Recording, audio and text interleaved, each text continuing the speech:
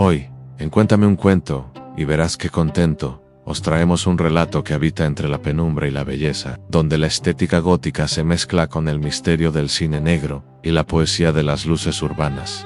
New Arkham no era simplemente una ciudad, era un inmenso y asfixiante mecanismo de relojería oxidado, una metrópolis que parecía haber sido tallada directamente de un bloque de carbón y granito por un diseñador cínico y cansado que odiaba el amanecer. Las calles eran arterias de asfalto mojado, donde el humo denso de las alcantarillas se mezclaba con el vaho de los ciudadanos que caminaban con la mirada baja, con los cuellos de sus gabardinas levantados como escudos contra la indiferencia del mundo, y esa lluvia, persistente y aceitosa que nunca terminaba de limpiar las culpas de la ciudad. En los distritos altos, los edificios de estilo Art Deco se alzaban como ídolos de piedra, con coronas de neón, que teñían las nubes de un color carmesí y violeta tóxico, mientras en los niveles bajos, el pasaje del péndulo permanecía atrapado en una medianoche perpetua, un rincón del mundo donde las leyes de la física parecían pedir permiso para existir antes de manifestarse. Allí,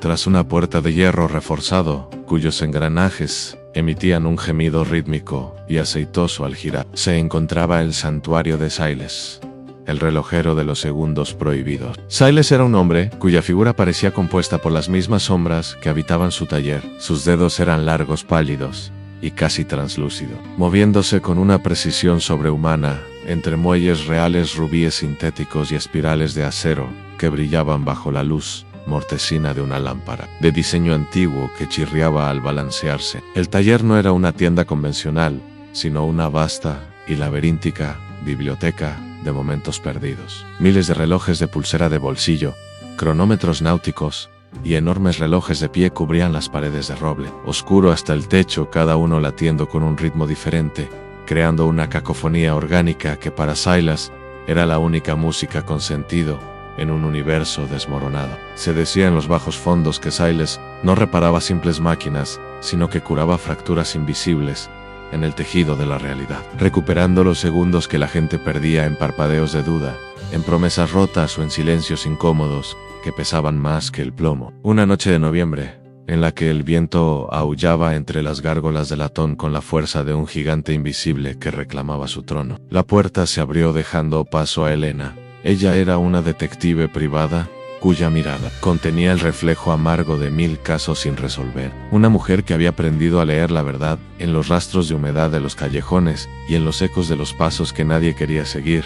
Elena no traía un objeto roto para reparar. Traía una ausencia absoluta, un vacío geométrico en su memoria que la estaba consumiendo por dentro como un ácido lento. El eco de un desvanecimiento en un despacho sellado desde el interior la perseguía. Desde hacía semanas, un suceso donde su compañero de patrulla simplemente dejó de estar allí, y del que la memoria colectiva de la ciudad parecía haber borrado el segundo crucial, el instante exacto en que el destino decidió arrebatarle su presencia física para convertirlo en un susurro. Siles la observó durante un tiempo eterno a través de su lente de aumento, notando que el aura de Elena estaba deshilachada y vibraba en una frecuencia de pérdida, como si alguien hubiera tirado de un hilo invisible de su existencia para desdibujar su rastro del mapa. Con una parsimonia que rozaba la solemnidad religiosa, el relojero se dirigió a una caja fuerte de bronce, decorada con relieves de ángeles, cuyas alas eran láminas de metal fino que cortaban el aire, y cuya mirada estaba cubierta con láminas de oro puro. De su interior, extrajo un vial de cristal soplado que contenía una neblina dorada y efervescente que parecía bullir con una energía propia, casi desesperada por encontrar un recipiente. Siles explicó con una voz que sonaba como el roce de 2 piezas de metal antiguo bajo la arena, que aquel era un segundo prohibido, en un fragmento de tiempo que el universo había descartado por ser demasiado denso o inabarcable para ser vivido por la frágil mente de los mortales. Elena sabía que el precio por entrar en ese segundo no se pagaba con monedas. El trato se selló de forma irrevocable cuando ella permitió que Siles extrajera de su mente su recuerdo más cálido y luminoso, la imagen de un jardín, bajo el sol de la infancia donde el miedo no existía, guardándolo para siempre en un receptáculo de plomo sin nombre. Al liberar el contenido del vial contra el suelo de mármol ajedrezado, el aire del taller se volvió denso, gélido y cargado de una vibración eléctrica que erizaba la piel. La realidad comenzó a transformarse como una pintura al óleo que se derrite bajo un calor invisible. Los tic-tacs de los relojes se fundieron en un rugido rítmico y colosal, un latido universal que hacía vibrar el suelo hasta la última piedra de los cimientos. Las paredes del taller se estiraron hacia lo alto, como si quisieran tocar el firmamento, convirtiendo los engranajes en estructuras arquitectónicas que giraban en un cielo de terciopelo negro y luz de gas espectral. Elena se encontró de repente en el despacho del puerto, el lugar exacto de la desaparición, pero el mundo estaba sumergido en un silencio tan absoluto que podía oír el roce de su propio pensamiento. Las gotas de lluvia eran esferas perfectas de cristal suspendidas en el aire, desafiando la gravedad como astros diminutos, y el mobiliario del despacho parecía vibrar con una luz tenue, fija y fantasmal, que no proyectaba calor. Ella caminó por este escenario estático con una cautela infinita, sintiendo como el frío de un tiempo que no debería existir le envolvía los hombros como una capa de escarcha. Al acercarse al escritorio de madera oscura, vio la silueta de su compañero,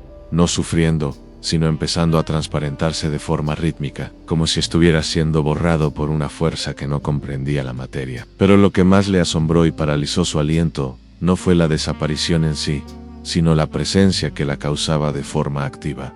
No era un agresor de carne, era una entidad de sombra pura, una mancha de oscuridad líquida y tridimensional que parecía haber sido recortada de la propia noche profunda de New Arkham. Esta entidad, a diferencia de todo lo demás, en ese instante detenido no estaba totalmente quieta. Se movía con una lentitud viscosa y elegante, girando su forma inexistente hacia Elena con una intención que trascendía toda lógica humana de depredación. La detective entendió entonces que aquel capturador de instantes era una manifestación consciente de la propia ciudad, un ser nacido del olvido, de la piedra y de los secretos que se guardan bajo llave. Elena intentó alcanzar la mano de su compañero, pero sus movimientos eran pesados y dolorosos, en ese vacío temporal, como si caminara a través de un océano de mercurio. Intentó gritar su nombre con todas sus fuerzas, pero el sonido se negaba a viajar en un segundo que no le pertenecía a nadie vivo. La sombra extendió una extremidad de humo negro hacia ella, absorbiendo los colores del entorno y convirtiendo la escena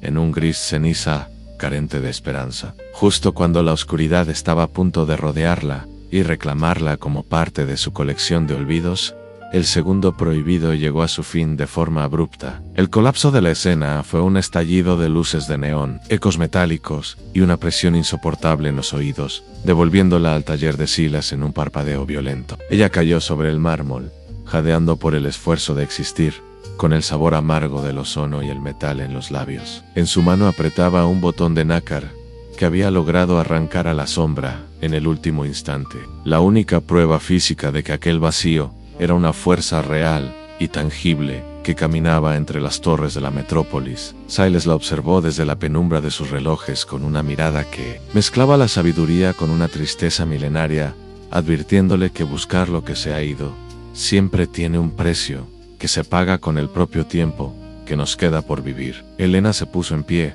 ajustó su gabardina y salió del taller, reintegrándose a la lluvia incesante de la ciudad, consciente ahora de que cada vez que el reloj marca la medianoche, existe un segundo de silencio absoluto donde lo que creemos real puede desvanecerse para siempre si la ciudad decide que es hora de cobrar su parte. Si te ha gustado esta historia de misterio y sombras, no olvides suscribirte y activar la campanita. Tu apoyo nos ayuda a seguir rescatando cuentos del olvido y a darle luz a cada sombra. Nos vemos en el próximo relato, donde cada sombra tiene su historia y cada historia su luz.